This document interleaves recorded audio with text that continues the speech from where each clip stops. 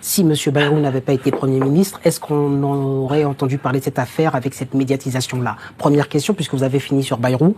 Et je me suis dit, peut-être que, puisqu'il y a un membre de Facebook qui a, vous le savez, que c'est parti cette affaire d'un ancien élève qui a croisé son bourreau dans le village et qui a dit, bon, je vais créer un petit groupe Facebook. Au début, il était seul sur Facebook. Et puis, il y a des personnes qui ont dit, moi aussi, j'ai fait partie à la même année que toi, j'ai été victime. Et donc, ça a constitué un groupe Facebook et petit à petit, ils ont fini par porter plainte. Mais s'il n'avait pas été maire de Pau, s'il n'avait pas été président général du Conseil des Pyrénées-Atlantiques, s'il n'avait pas été ministre de l'Éducation nationale, je me demande si on en aurait entendu parler avec cette résonance. Donc ça, première question, je la laisse aux spectateurs, mais ça m'est venu comme ça en résonance. Et puis je me suis dit, à cette première question, une deuxième question me vient. Combien d'établissements ressemblent à Betaram ? Parce que je crois qu'à l'époque, énormément d'établissements ressemblaient à Betaram et que du coup ces établissements-là, alors moi j'ai une petit pari comme ça, je pense qu'il pourrait y avoir un effet mimétique. On le remarque souvent. Vous savez, quand il y a une affaire qui arrive, là les langues peuvent se délier, c'est-à-dire que les autres établissements de type institution catholique où il y avait du harcèlement moral, sexuel et autres, peut-être qu'on va entendre des affaires dans les jours qui viennent, de dire moi aussi j'en étais, et d'autres établissements, vous voyez, ça fait souvent il y a un effet comme ça mimétique, un peu balle de neige.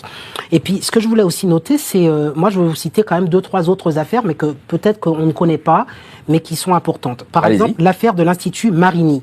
Je ne sais pas si ça vous parle, un pensionnat catholique de Suisse, on était en Suisse, abus graves, donc répétés, donc de 1929, j'ai noté, à 1950, par des prêtres diocésains, oui c'est ça. Et donc, là aussi, c'est une affaire comme ça que je cite, mais il y a aussi l'affaire, alors je pourrais vous citer en Allemagne, des chercheurs ont identifié 3600 enfants victimes d'abus sexuels entre 1946 et 2014. Et puis vous le savez que le pape, bien sûr, François et d'ailleurs avant lui Benoît XVI a reconnu et a présenté ses excuses au nom de Jésus et de Dieu, disant on m'excuse et qu'on pardonne à tous ces prêtres qui ont fait subir ces sévices. Donc vous voyez, l'Église elle-même aujourd'hui reconnaît, alors qu'avant il y avait une forme d'omerta, mais l'Église reconnaît. Je peux vous citer aussi l'affaire de Jean-Olivier Guinan, il s'appelle Guinan, de 88 à 94, puis en 97 aussi, il a abusé de garçons de 11 ans et il a été condamné à 2 ans de prison et avec sursis. Alors vous savez que après ces 2 ans de prison avec sursis, il a continué à exercer et fait d'autres victimes entre 2001 et 2005. Ça, c'est une caractéristique. Vous savez, on constate, on éloigne, on vous emmène dans un autre établissement et le prêtre continue. Vous connaissez toutes ces affaires.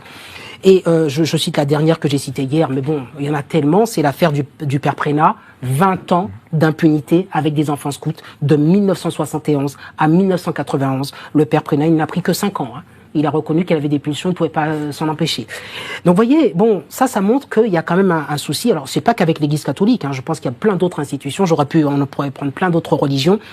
Et l'explication que moi j'en ai, c'est de me dire qu'on est dans des institutions de pouvoir avec une verticalité. Je crois que ça joue énormément. Parce que vous savez que quand vous mettez votre enfant dans un établissement catholique, comme vous dites, avec la réputation de, entre guillemets, corriger les enfants, les redresser, à une certaine époque, c'était pas mal vu, cette éducation, quelque part, de dire, il va être élevé dans la droiture, un peu à la dure, mais au moins, il sera pas détourné et il ira pas vers le diable et toutes ces mauvaises choses. Donc, quelque part, on conférait l'autorité. Les parents laissaient cette autorité, faisaient confiance. Et quand vous êtes un enfant, et que vous avez vos parents qui vous disent « Moi, je fais confiance à cette institution ». On n'est pas comme en époque en 2025 où dès qu'on dit quelque chose à un élève, on a les parents derrière qui arrivent à l'école et qui disent « Qu'est-ce que vous avez dit à mon enfant ?»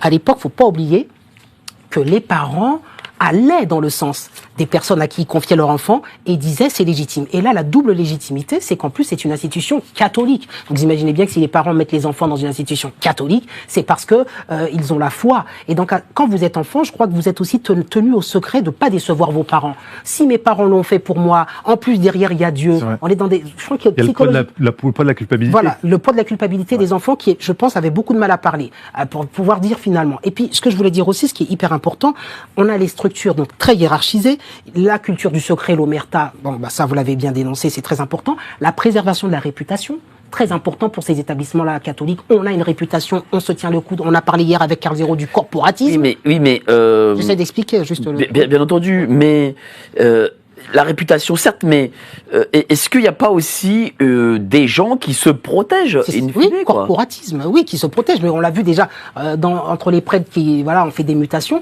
Mais